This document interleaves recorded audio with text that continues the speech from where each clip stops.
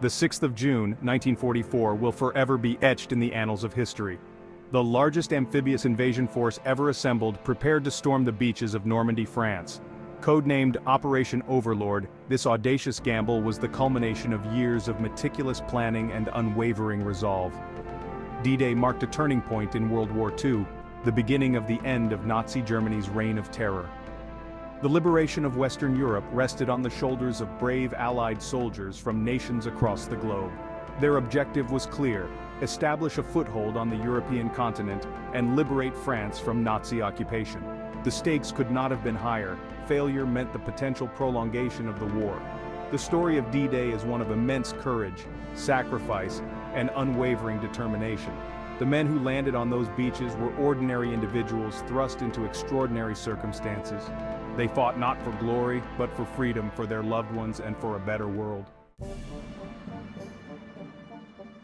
The seeds of D-Day were sown long before the first boots hit the sand. As early as 1942, Allied leaders recognized the necessity of opening a second front in Western Europe. The Soviet Union, bearing the brunt of the Nazi war machine, desperately needed relief. The planning for Operation Overlord was a monumental undertaking, shrouded in secrecy and fraught with challenges. Military strategists grappled with logistical nightmares, unpredictable weather, and formidable German defenses. General Dwight D. Eisenhower, the supreme commander of the Allied Expeditionary Force, shouldered the immense responsibility of overseeing the operation. Eisenhower and his staff meticulously studied aerial photographs, maps, and intelligence reports to identify optimal landing sites. The invasion plan was complex, involving a vast armada of ships, aircraft, and airborne troops.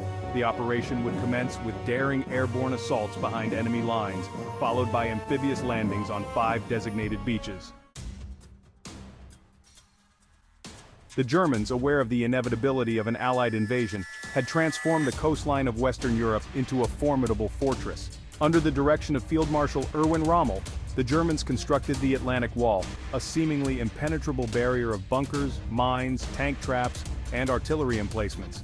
The Atlantic Wall stretched for thousands of miles, from Norway in the north to the Franco-Spanish border in the south. Its purpose was to deter or delay an Allied invasion long enough for German reinforcements to arrive and repel the attackers. Rommel ordered the construction of millions of mines, including the infamous Rommel's asparagus anti-glider poles designed to obstruct airborne landings. The Atlantic Wall presented a daunting challenge to the Allied planners.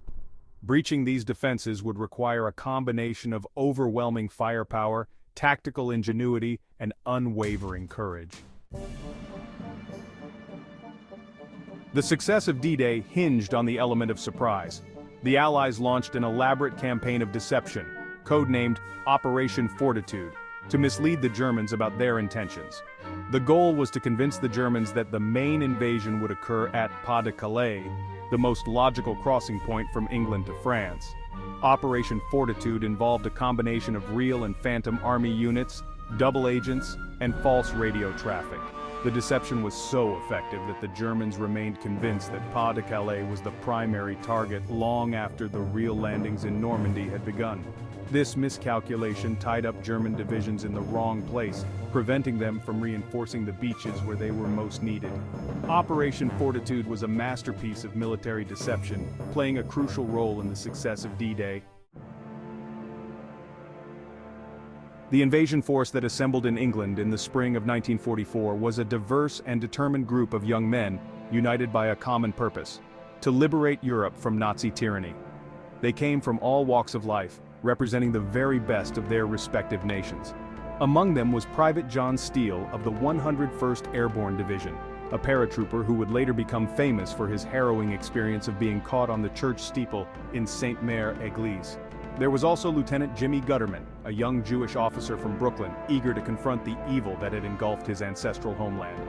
These men were all too aware of the risks they faced. They had trained for months, enduring grueling exercises and mastering the intricacies of amphibious warfare.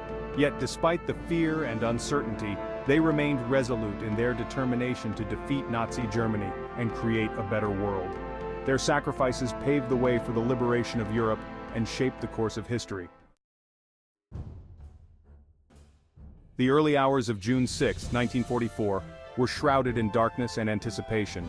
As dawn illuminated the English Channel, a vast armada of ships steamed towards Normandy. Thousands of Allied soldiers prepared for the defining moment of their lives. Allied bombers roared overhead, pounding German defenses. The first wave of assault troops approached the beaches. As the ramps crashed down, they were met with a hail of machine gun fire. Despite fierce resistance, the Allied soldiers pressed forward, securing a foothold. Of the 5 landing beaches, Omaha Beach proved to be the deadliest and most fiercely contested. The terrain, a gently sloping beach backed by steep bluffs, favored the defenders. As the first waves landed, they were met with murderous crossfire. The casualties were appalling. Small groups began to fight their way off the beach. By late afternoon, the Americans had secured a tenuous hold. The capture of Omaha Beach was crucial for the Allied plan. While the main landings were taking place on the beaches, a small but daring operation unfolded several miles inland. In the early hours of D-Day, British glider troops from the 6th Airborne Division launched a daring raid to capture 2 strategically vital bridges over the Caen Canal and the Orne River. These bridges, codenamed Pegasus Bridge and Horsa Bridge, controlled key access points to the Normandy beaches and were crucial for the success of the overall operation. The glider assault, led by Major John Howard, was a masterpiece of precision and daring. The British troops fought with ferocity and skill, quickly overwhelming the enemy and securing both bridges intact. The capture of Pegasus Bridge was a significant victory for the Allies, preventing German reinforcements from reaching the beaches in force. The bravery and sacrifice of those who fought and died at Pegasus Bridge will forever be etched in the annals of military history. As D-Day wore on and the initial shock of the invasion began to subside, the Allied forces faced the daunting task of breaking out from the Normandy beachheads and advancing inland. The Germans, although initially stunned by the scale and audacity of the invasion, were determined to mount a fierce defense and drive the invaders back into the sea. The fighting in the days and weeks following D-Day was brutal and costly for both sides. Despite the challenges, the Allies, bolstered by a steady stream of reinforcements and supplies, gradually gained the upper hand. The Americans, under the command of General Omar Bradley, fought their way through the hedgerows, eventually breaking out of the Cotentin Peninsula and capturing the strategically vital port of Cherbourg. By the end of June 1944, the Allies had established a firm foothold in Normandy, landing over 1 million men and tons of supplies. However, the battle for Normandy was far from over, with weeks of hard fighting ahead before the Allies could break out into open country. D-Day, June 6, 1944, was a pivotal moment in World War II and a turning point in human history. The successful Allied invasion of Normandy marked the beginning of the end of Nazi Germany's reign of terror and paved the way for the liberation of Western Europe. The sacrifices made on those beaches ensured the survival of freedom and democracy in a world teetering on the brink of tyranny.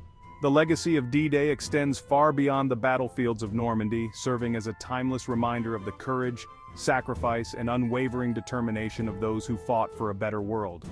The beaches of Normandy, now hallowed ground, stand as silent witnesses to the sacrifices made on that fateful day. Today, memorials, cemeteries, and museums dot the Normandy landscape, preserving the memory of D-Day and ensuring that the sacrifices of those who fought there will never be forgotten.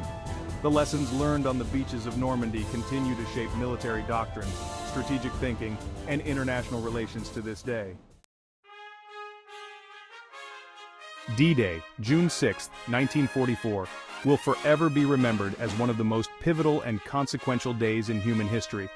It was a day of immense courage, sacrifice, and triumph, a day that changed the course of World War II and shaped the destiny of nations.